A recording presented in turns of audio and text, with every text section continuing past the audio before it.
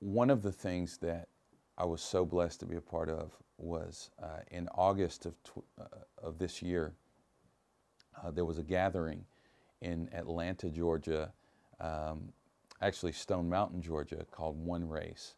And this was kind of birthed out of the House of Prayer movement in Atlanta. Uh, and it started with about 25 pastors getting together from different denominational backgrounds and cultural backgrounds and praying together specifically as it relates to the racism. Um, it grew to about 560 pastors uh, over the course of about 9 months.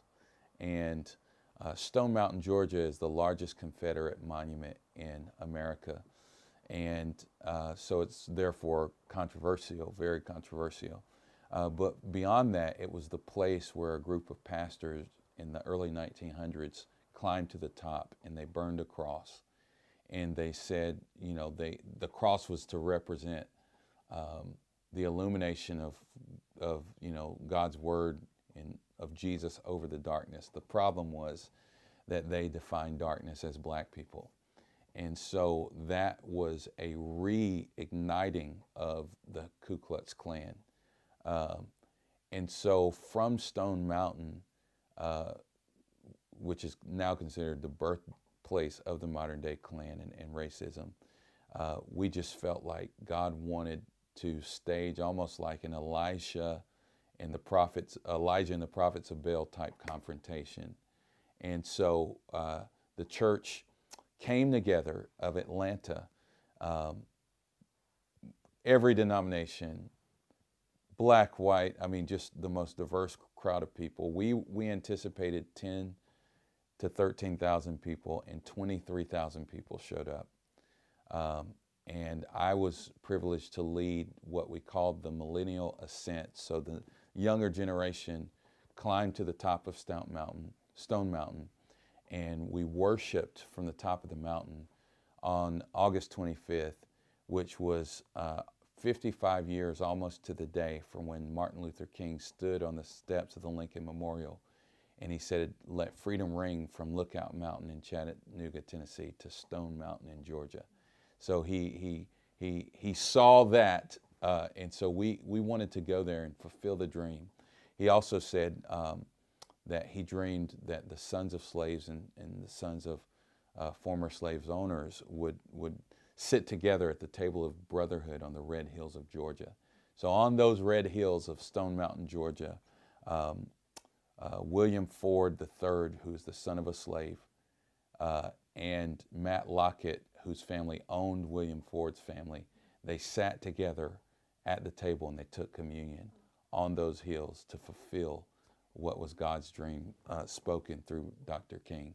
So it was a historic day. I believe something shifted in our nation on that day, and I believe that God raised up a model for the church, maybe even globally, as to what the next level and maybe what the new civil righteousness movement looks like. One Race Stone Mountain, I say, was the picture of what a civil righteousness movement looks like. And so we're praying through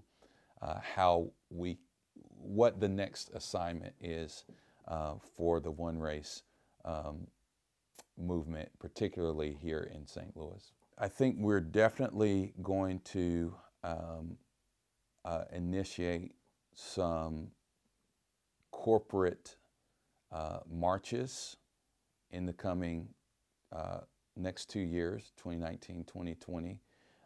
Dr. King was able to gather millions to the Mall at Washington because he did marches through the South. So the March on Selma, the March on Birmingham, the March on Montgomery.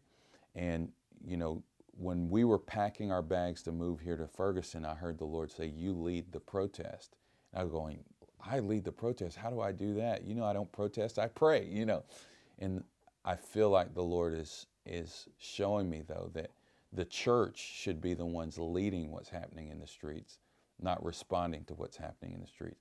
We've been in reaction mode and reactive mode, following the culture's lead, instead of leadership mode, creating the environments for the culture to come into.